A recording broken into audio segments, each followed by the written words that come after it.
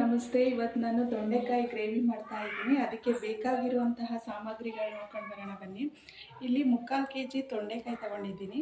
ಇದಕ್ಕೆ ರುಬ್ಬಕ್ಕೆ ಬೇಕಾಗಿರುವಂತಹ ಮಸಾಲೆಗಳು: 2 ಸ್ಪೂನ್ ಕಾಯಿ ತುರಿ, ಸ್ವಲ್ಪ ಹುರ್ಗಡ್ಲೆ, ಸ್ವಲ್ಪ ಚಕ್ಕೆ, 2 ಲವಂಗ, 1 ಈರುಳ್ಳಿ, ಆಯಿಲ್, ಸ್ವಲ್ಪ ಶುಂಠಿ, ಬೆಳ್ಳುಳ್ಳಿ, ಒಂದೇ ಒಂದು ಟೊಮೊಟೊ.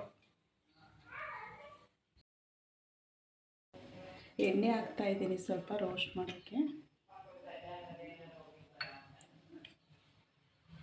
ಎಣ್ಣೆ ಬಿಸಿ ಹಾಕ್ತಾ ಇದ್ದೀನಿ. ಎಣ್ಣೆ ಕಾದಿದೆ.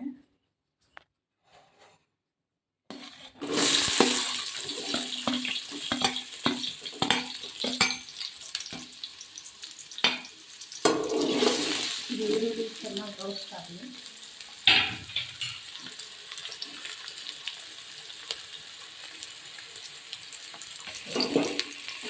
ಇದನ್ನು ಸ್ವಲ್ಪ ರೋಸ್ಟ್ ಆಗಬೇಕು. ಟೈಮ್ ಇರಲ್ಲ.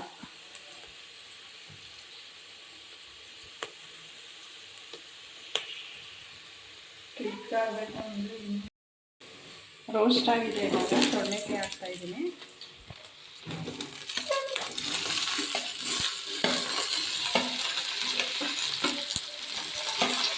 ತೊಂಡೆಕಾಯಿ ಚೆನ್ನಾಗಿ ರೋಸ್ಟ್ ಆಗಬೇಕು.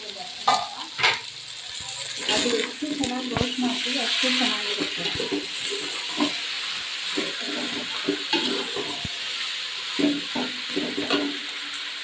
ಒಗ್ಗರಣೆಗೆ ಒಂದು ಟೊಮೆಟೊ ಹಾಕ್ತಾ ಇದ್ದೀನಿ.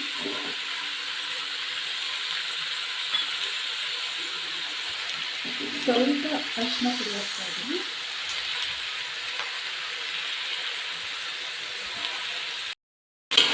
ಸ್ವಲ್ಪ ಸಾಲ್ಟ್ ಹಾಕ್ತಾ ಇದ್ದೀನಿ. ನಾವು ಎಷ್ಟು ಚೆನ್ನಾಗಿ ರೋಸ್ಟ್ ಮಾಡ್ತೀವಿ ಅಷ್ಟು ಚೆನ್ನಾಗಿ ಗ್ರೇವಿ ಚೆನ್ನಾಗಿರುತ್ತೆ. ಇದು ರೋಸ್ಟ್ ಆಗೋದಂತ ನಾವು ಮಸಾಲೆ ಇಟ್ಕೊಂಡಿದ್ದೀವಿ.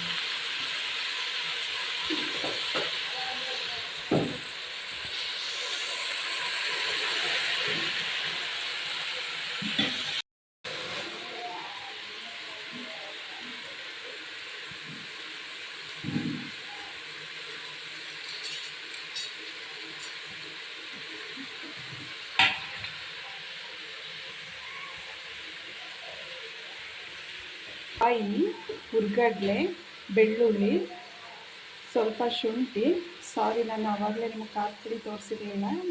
ಖಾರದ ಪುಡಿ ಹಾಕ್ತಾಯಿದ್ದೀನಿ 2 ಸ್ಪೂನು, ಮನೆ ಖಾರದ ಪುಡಿ ಅಷ್ಟೇ.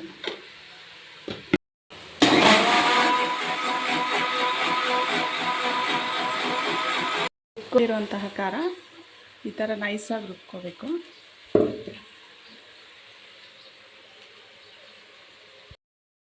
ಚೆನ್ನಾಗಿ ರೋಸ್ಟ್ ಆಗಬೇಕು. ನಾವು ಎಷ್ಟು ಚೆನ್ನಾಗಿ ರೋಸ್ಟ್ ಮಾಡ್ಕೊತೀವೋ ಅಷ್ಟು ಚೆನ್ನಾಗಿ ಗ್ರೇವಿ ಚೆನ್ನಾಗಿ ಬರುತ್ತೆ. ರೋಸ್ಟ್ ಆಗಿದೆ. 2 ನಿಮಿಷ ಮಸಾಲೆ ಖಾರ ಹಾಕೋಣ.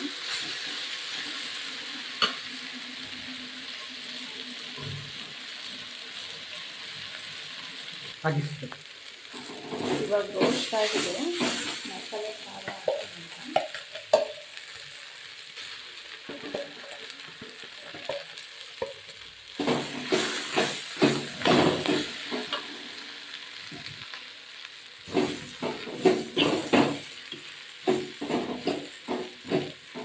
ಸ್ವಲ್ಪ ನೀರು ಹಾಕಿರಬೇಕು.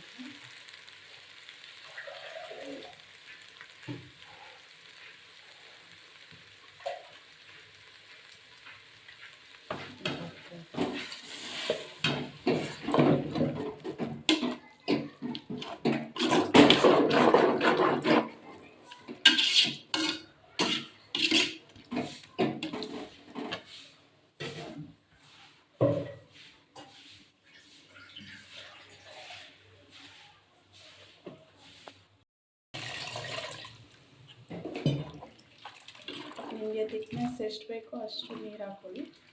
ಇದು 10 ಮಿನಿಟ್ಸ್ ಕುದಿಬೇಕು.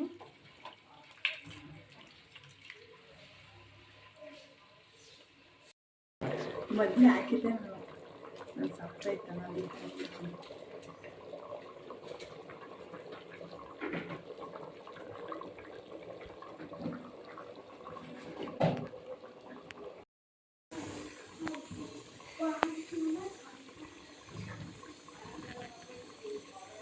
ನೋಡಿ ಗ್ರೇವಿ ಆಗಿದೆ.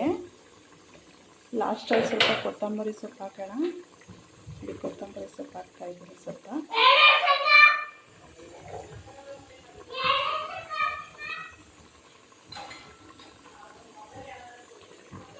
ಹಾಗೆಯೇ ಸರ್ವ್ ಮಾಡೋಣ. ಇಷ್ಟಕ್ಕೆ ಸಾಕು.